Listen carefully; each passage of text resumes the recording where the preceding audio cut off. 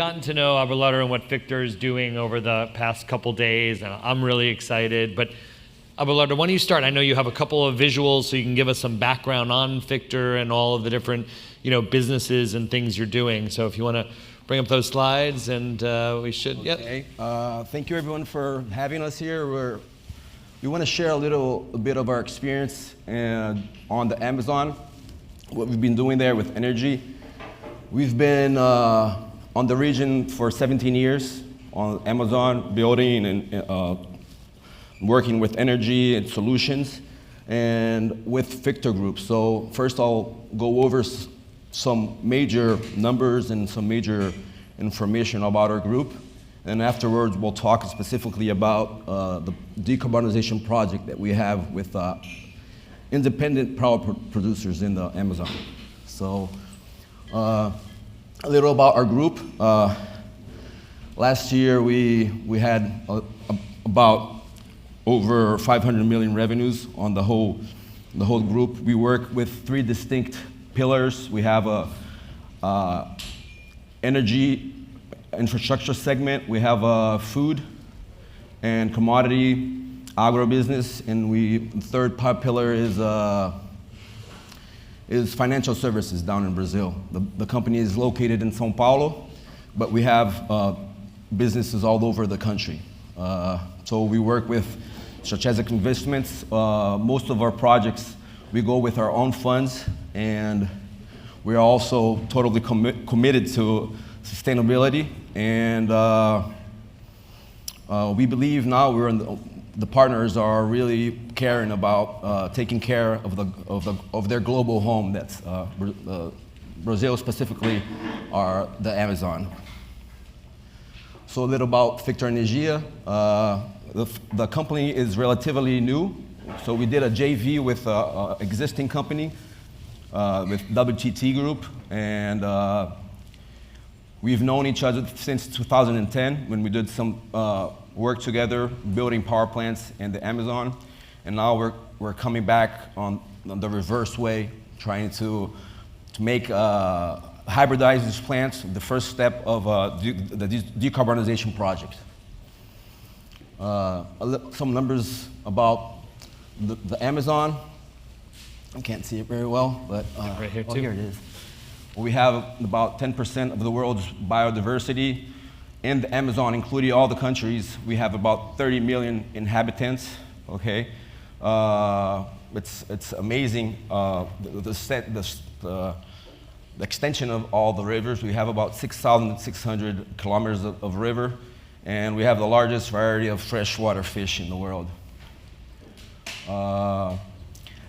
Electricity access in the Amazon region is a challenge. We worked for the last 5 or 4 years with the government on a project called Mais Luz para a Amazônia, that is more light to the Amazon, where we took energy to 4,350 communities along the Rio Negro. That's the dark river that goes on the west side from Manaus, that's the capital of the Amazon, all the way to the next state, Rondônia. So where we took energy to 15,000 people in the state of the Amazon.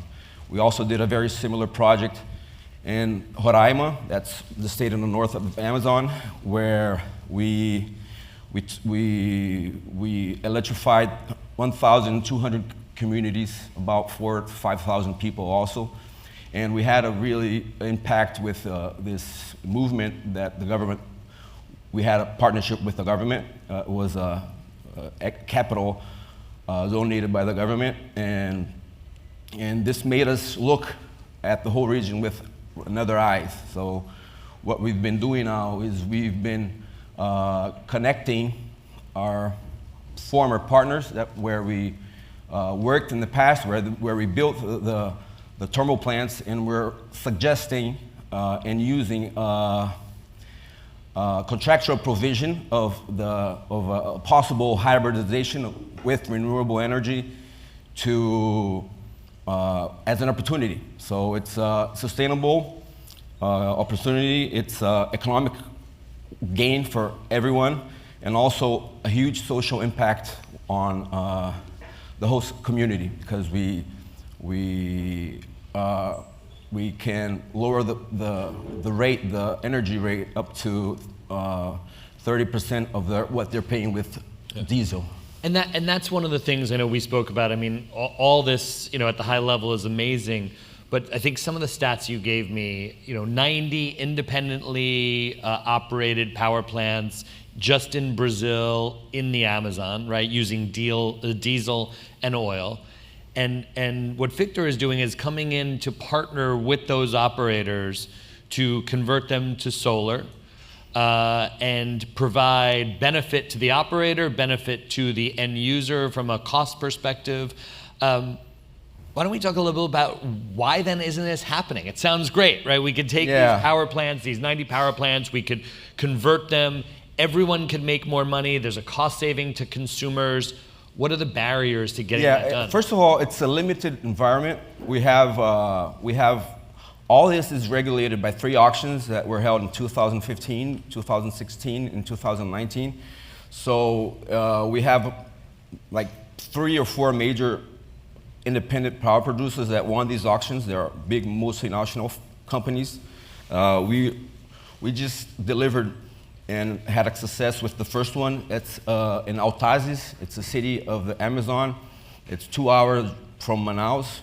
And it's a challenge regarding commercial access, and to convince the entrepreneur to let us invest and show him that it works. Everyone's afraid of what they never saw. Secondly, it's a challenge regarding Brazilians' regulatory federal laws. So we have to be responsible for that, negotiation with the government. And also a challenge regarding operation. We have about 300 employees in the state of Amazon working with our local partners. So it's always, we've been there for 15 years, but it's always been a challenging regarding logistics and importation of all the models. We don't have national fabrication. But as we said, we just delivered 2 months ago the first. We have already a pre-packed solution to show our partners, and we're here to present. Right, so it's not just on paper. You've now deployed the first power plant, the first solar, as a proof of concept to show. We started this negotiation last year, in January of last year, with V-Power. It's a company from Hong Kong. They're operating there in 4 cities.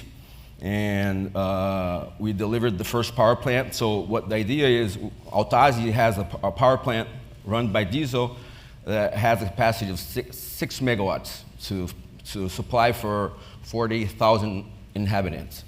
And we invested on a solar plant right beside it, in which we reduced the diesel consume up to 40%. And we lower the price, example, from $350 to $150. Wow. Yeah, so you're co-locating, you're not sort of saying, hey, we're going to just fully replace this. It's augmenting the capacity of what's there in the existing infrastructure. And it's amazing. You said, barring the regulatory environment and the permitting, it's a very quick process, right? From start to finish, to be able to build one of these plants takes how long?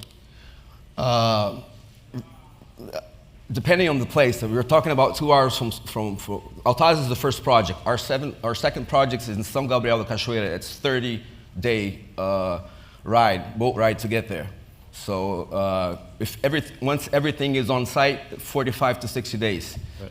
But regarding logistics, I would say about 6 months, and all commercial negotiation and everything. So again, it's cost effective. It's better for the environment, for everyone. It sounds like, obviously, we've heard a couple times, investment in capital is probably one of the things holding it back, as well as obviously convincing these operators. Yes, what we do in our business model is always try to test the first pilot and then scale the business.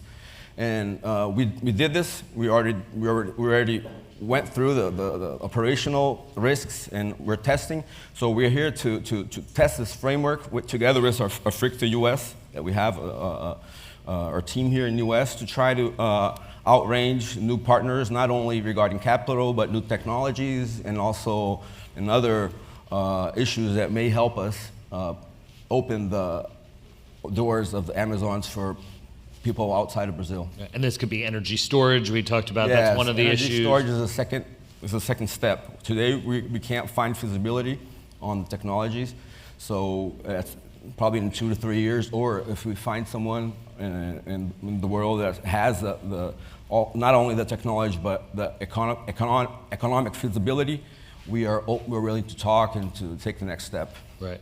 Well, great. Like I said, just in our conversations and conversations with your team, I've learned so much and I'm amazed. So we'll make sure that all the attendees will be getting information on Fictor, how they can get involved, and we really appreciate you supporting this event. Thank you very much for being here, sharing, and for all the support you guys have given us. Great. Thanks, Abelardo. Let's give him a hand. Thanks.